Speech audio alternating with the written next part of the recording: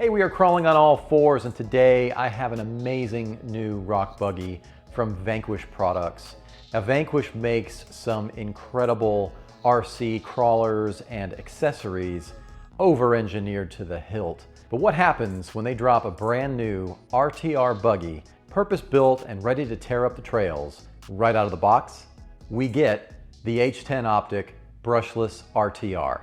In this video, we're going to unbox this. We're going to break down the insane factory specs. And we're also going to talk about a very particular piece of electronics that really rounds this out as a massive value. Plus, I already have some day one brass upgrades that I'm going to be swapping out to jumpstart the performance of this RC crawler. So stick around to the end as we go crawling on all fours. Well, right off the bat, the weight of this already feels fantastic. Oh, I'm so excited about this. Yeah, this is classic Vanquish. This packaging is clean and secure. Oh, I absolutely love the RC boxes and the classic designs of just the close-up shots of the vehicle. It's a really nice glossy graphic. You got some really cool licensed logos. You got your specs, your main specs and features, and so we're going to cut open this, this wonderful factory seal. All right, here we go. I love this part of getting a new crawler. Oh my goodness gracious. Look at this.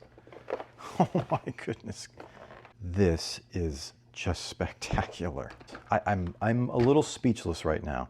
Like seriously, I don't know what else to say. This is fantastic. Now the first thing you'll notice about this truck is the hard plastic body panels with all new and fully licensed Sparco livery. Really good graphics. I'm really impressed with how they applied and just left you with enough real estate as well, both on the hood and the side panels, so that you can add some of your own decals and really personalize your aesthetics. And I'm really digging the light gray color because it's a good contrast around the black cage frame, which means it's going to look amazing on camera. And I'll tell you this, whatever you're seeing on your phone or on your TV, it does not do this buggy justice. It does not do this vehicle anything, because seeing this in person and being able to just touch it and feel it and have my eyes on it, it's to the moon. I mean, this is just a fantastic vehicle. And now that it's here, I'm like a kid on Christmas. There is a fully detailed interior kit, complete with a little driver there, and he's got a helmet. There's a lot of components and parts that I can paint, give it some individuality. You can see there that there's also a decal for some cool instrument clusters and panels there. You'll also notice the shorter front and rear overhangs, and that's for 0-degree approach and departure angles. So it is going to bite on just about anything you drive up to, especially on these 2.2 wheels. These are the scale and licensed Toyo Open Country RT Pro tires. They are 4.9 inches in overall height, so they're very sticky as well. This is on the Vanquish red compound. And I just love the design of this buggy because this is just something different and unique, and it's, I've said it 1,000 times already, it's just so good looking. Now the front of this crawler, it shows off a really unique component, the scale multi-link hydro assist steering ram. Basically what that is, if you're not familiar, in the full-size world of off-road trucks and crawlers, a steering ram is a hydraulic cylinder that works alongside the existing steering system, and it's like adding a turbo or supercharger for your steering system. Now this H10 Optic, it simply provides a simulated ram steering setup. There's nothing assisting your servo, but its scale appearance is just purely aesthetic. And I'll tell you what, it looks absolutely amazing. Now the included behind the axle steering servo and the steering ram are tucked up very close to these H10 Optic axles. These axles they have a similar design cue as the F10 straight axles, but the H10 axles are actually a little over a half inch wider. So these will improve your overall lateral stability. Now, mounting the servo behind the axle like this simply moves your weight down low to improve your center of gravity. And the universal axle shafts give you about 47 degrees of steering in both directions. Simply lovely. Now, it comes with Vanquish's totally redesigned 90mm Incision branded shocks. They are redesigned because their previous version 1 shock, I mean, this thing leaked like a greasy cheeseburger. These came with my VRD chassis, and they also used to come with the VS410 chassis. I had contacted Vanquish and let them know about the leaky design, and they were gracious enough to send me a rebuild kit with the new parts, with the new gray plastic parts. If you have anything with black plastic parts, that is the first and early generation, which again, they leaked like crazy. I'm really impressed with their new standard. They've got a great feel right out of the box, and I mean, these are ready to go. Now, this is a scale rock buggy, so you'll notice that the shocks are mounted to the chassis frame itself versus just traditional shock hoops or towers. That's common in the full-size buggies as well. All right, well, let's remove the body panels and let's talk about the core drivetrain of this buggy. This brushless motor, this brushless system that they have installed is from Hobbywing. That is the brushless QuickRun Fusion SE model, so it's an 1800 kV motor and ESC combo. It's the upgrade that everybody always wants to do, right? So you get an RTR vehicle and you're ready to replace the electronics. One of the first upgrades that people go to is a new motor, and not just a new motor, but the Hobbywing QuickRun Fusion series motors. And I'm super excited that it's already in this vehicle. Now, if you aren't familiar, this is a 2-in-1 ESC and motor combo. So that means that the ESC is built into the can of the motor. But the real stunner is the performance. The Fusion SE gives you whisper quiet, ultra low speed modulation. It's something you just don't get from a standard RTR brushed motor system.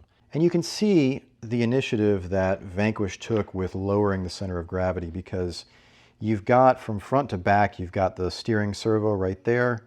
And then in line, you also have, there's the motor, but that comes back down to the actual gearbox. And I don't know if you can see that because it's kind of dark in there, but there's the gearbox right there.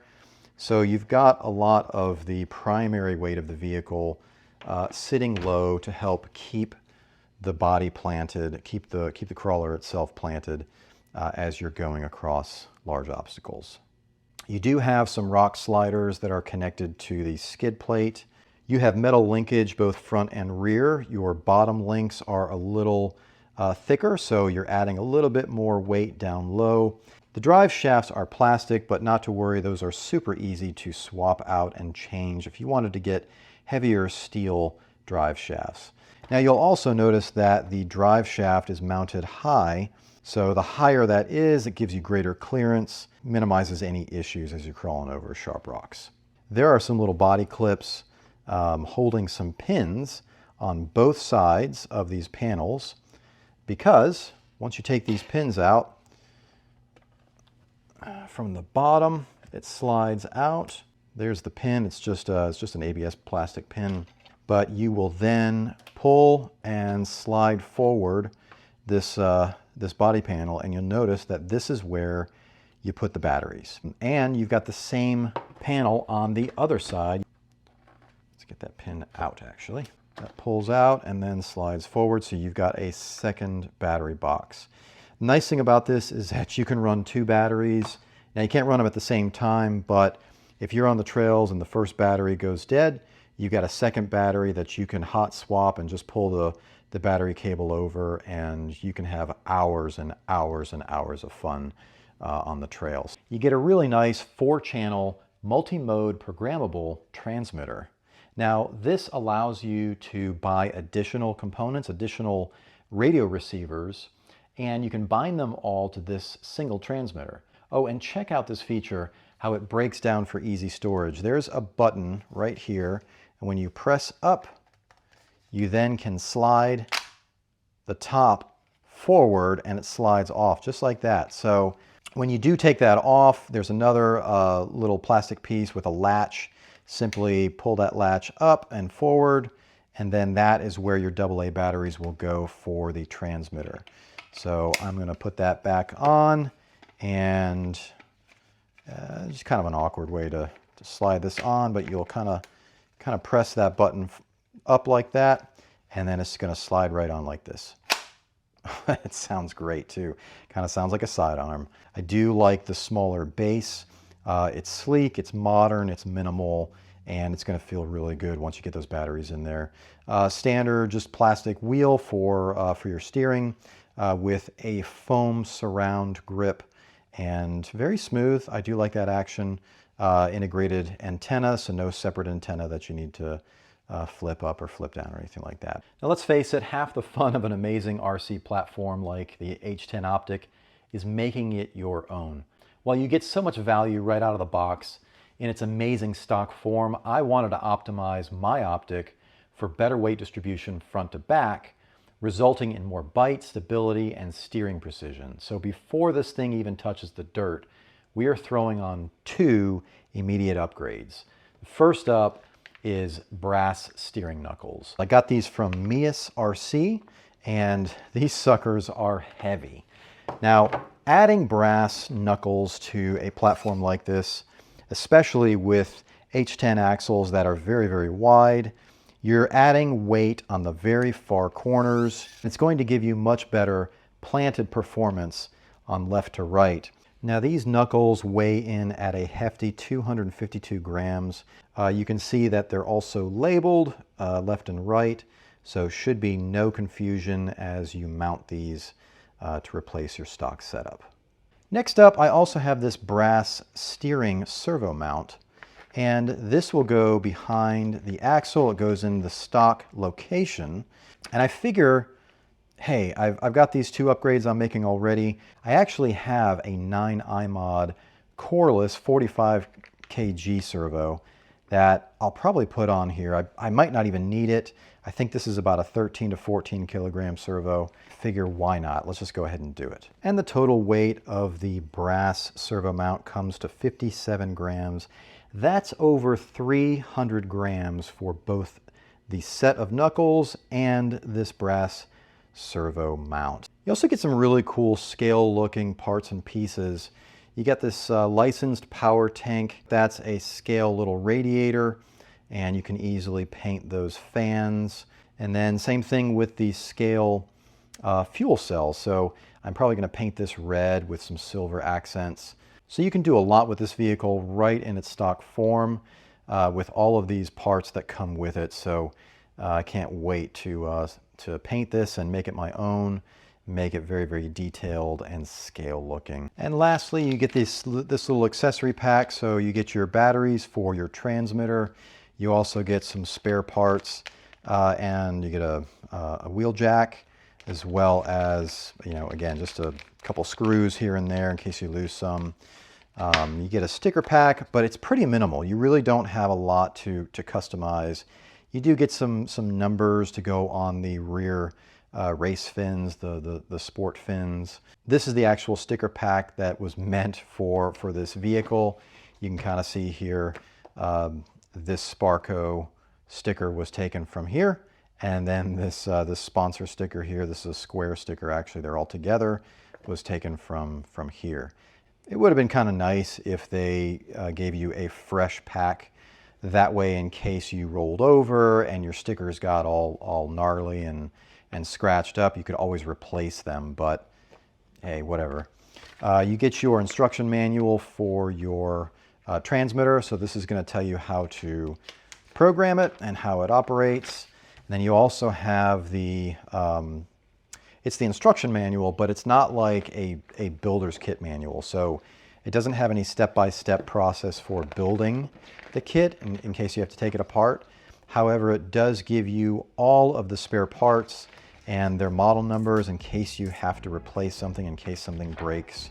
And that wraps up all the features. In the next video, I'm going to do a full trail running footage review, and just to see how this does, especially with the upgrades that I've already put on it. Now, what upgrades would you put on right off the bat? Let me know in the comments below.